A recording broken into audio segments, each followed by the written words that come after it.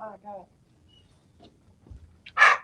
What's up, people? Good afternoon, my friends. It's Shorty Rossi from Shorty's Rescue, and we're here live in Wichita, Kansas at Beauties and Beats Rescue, where we're with the people right now.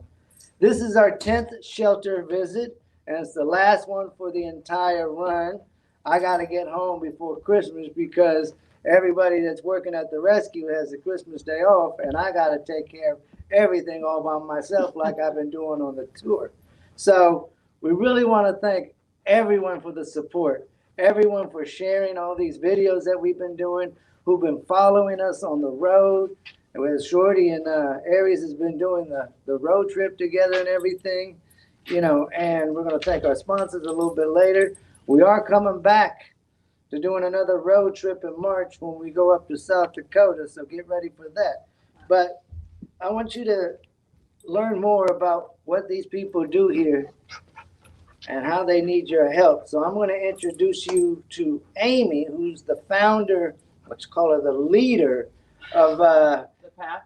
the pack in Beauties and Beast Rescue. So tell me, as we tell people to turn the phones off, You didn't tell who's me. the one that has the phone on? Me. Hi, Amy. Okay, Hey. So as we have Miss Busybody over here, and she's holding a dog who we'll introduce later. How did you start Beauties and Beasts? Beauties and Beasts was started because of one pit bull.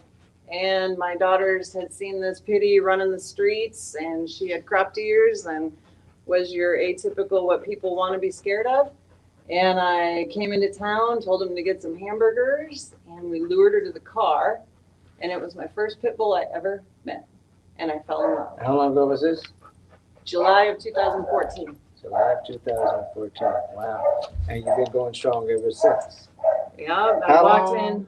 How long have you been at this is your facility. So we're kind of at a rescue, but we're not. So tell us about where we at right now.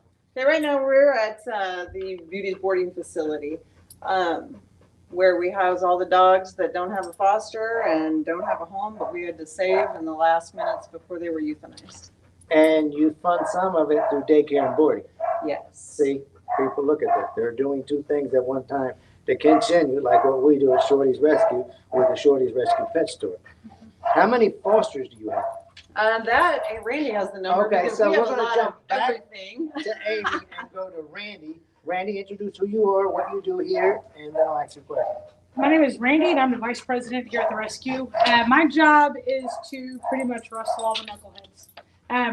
We take in the dogs that are last to last. So a lot of times we have dogs that have training needs, behavior issues, dog issues. That's where I come in. I take these dogs in, house them, take care of them, evaluate them, figure out what's going on, what we can fix, what we need in a home. So that's my job. As far as like our fosters go, we have about 240 dogs in care right now. Cats, dogs in care. In our boarding facility alone, we're housing about 40 animals here that are ready for foster homes. So over 200 and plus 200 plus dogs in care right now. And care and Mhm. the fosters and everything. Yeah. And these people just don't go out and rescue a dog in the easy mode. They go in the gritty. Yeah. The nitty-gritty. The nitty-gritty. You almost got me. Pancho, you almost won $20, but sorry, dude. I didn't cuss. And they brought out, I've seen a lot of crap. I've seen a lot of things in rescue. I've seen dogs chained up, pinned up, whatever. They brought out this thing, this chain. There's one, what's the dog's name that was pinned up or chained up? This was Grouper. Grupo, who was just chained, and this wasn't a real big pit bull, and brings this. Well,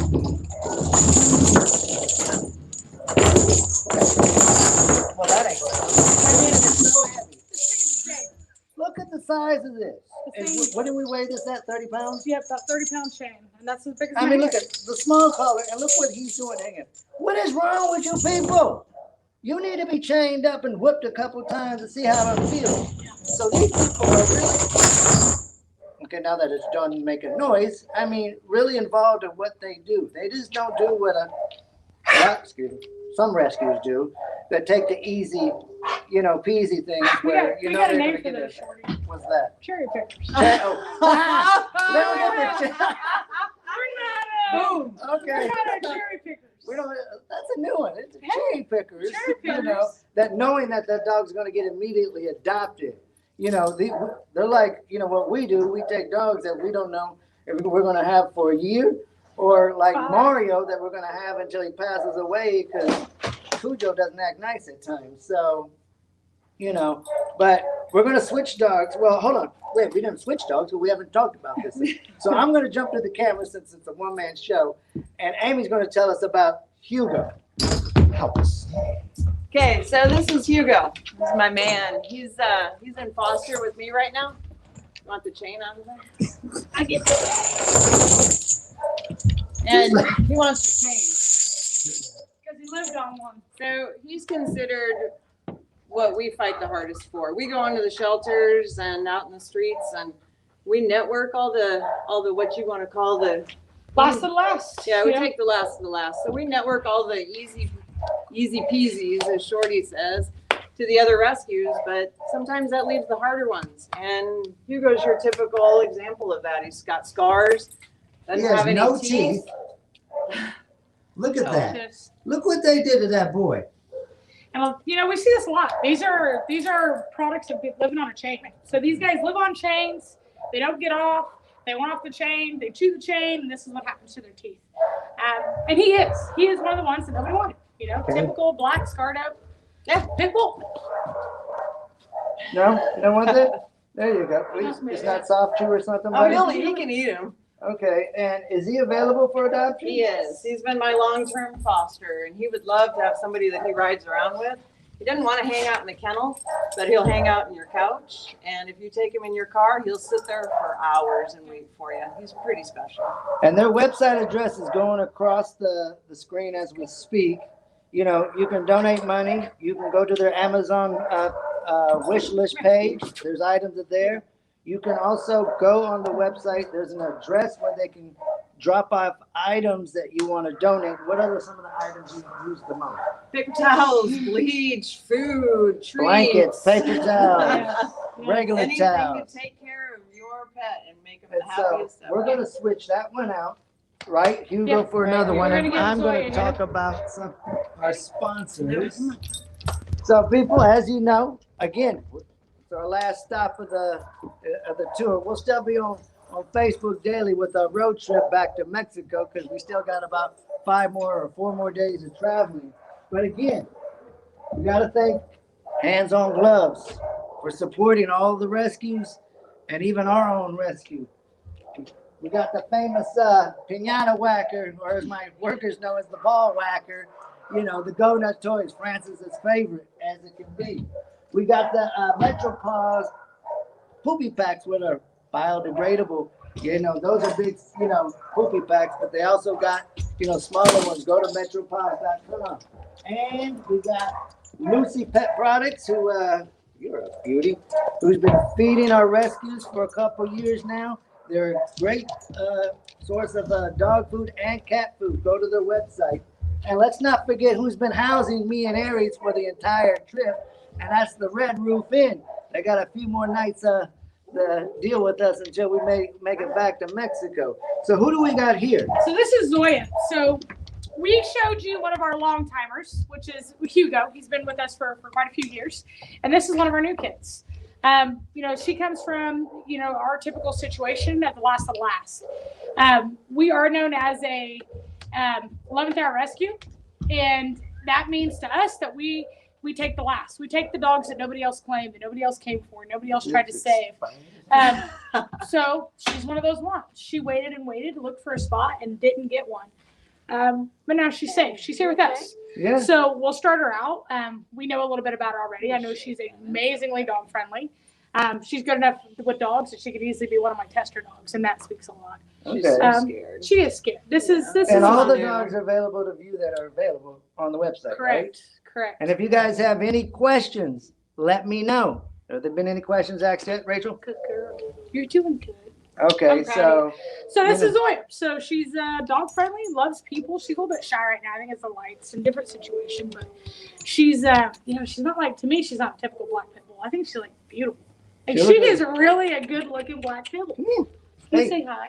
Good girl. You're doing good. What? She says my door is that way. She's like, I'm ready to go. What's all going on here? But she's a gorgeous girl, and she's one that she transferred from shelter to shelter. This is her third shelter. Okay. That's Well, hard she on. needs a home, She's people. a home. And she's a good dog. You She know. loves people. She doesn't need to be here with me. She's one of those ones that like landed here with me because there was nowhere to go, but doesn't need to be here with me. There's no Okay. reason. She needs to be at home on a couch for sure. Well, if we don't have no questions, we're Getting there, but We have about 40 in boarding right now 40. that need a home. 40 and I forgot to mention, even though they mostly rescue the pit bull bully type breeds, they have all kinds of animals. They don't have no Westies, Rachel. I already checked on that. Hey, we just got a Morkie puppy though. We did get a He's 8 Morkie. months old. So yeah, we take, A you know, it's Yorkie puppy? a Morkie. What the hell's a Morkie? Maltese Yorkie. Oh, you oh, know, no, it's your that's typical floofer. So, It's your cherry pepper dog. but no, people. Again, the best that you can do if you can't afford to donate any money, you can't afford to send anything or drop off items, is to share this video so other people can know what they're doing and the help that they need to do. Sharing and liking and commenting is the best thing you can do to help any rescue group out. Period.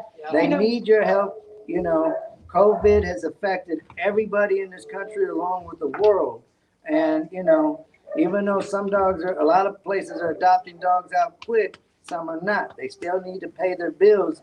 And a lot of us rescuers are wondering what's going to happen when COVID goes away, hopefully one day soon. That is everybody going to return those dogs back because now they got busy lives again and, you know, don't care. So people, before you adopt, think about it. Lifelong. Lifelong lifelong. This commitment. It isn't a may year not be like commitment. having a kid for the rest of your life, but you're gonna have something anywhere from 8 to 15 years, depending on the breed that you get. And remember, puppies, they chew on your shoes. They're like babies. I know. Adult people dogs are are better. Speaking about puppies, so y'all know about the 10 rescue puppies and the mama that we got about 6 weeks ago. Well, somebody just dropped off a 3-month-old blue pitty at Shorty's Rescue, and I'm like, you know, Pancho's calling me, said, "Did you approve this?" And I'm like, "No," but apparently we have another Find one. somewhere to put it. That's what we say. Yeah, Find it's somewhere to like- put it. You know, it's like, what do Figure I it do out. with it? We don't have the space. They'll make room, you know. So we'll be posting about that later on. Another thank you for putting me up for the last, you know, few weeks or so, putting this whole entire show together. You know, Rachel and Brad Phelps, you know, in our studio in Owensboro, Kentucky, with Preston Speaks and the Preston Cares Network. It ain't easy dealing, even though we're doing a one-man show here. It's not really a one-man show. We got people helping out everywhere, dealing with logistics and everything. And again, thank you, people. As we always say towards the end, let's do this. Vámonos!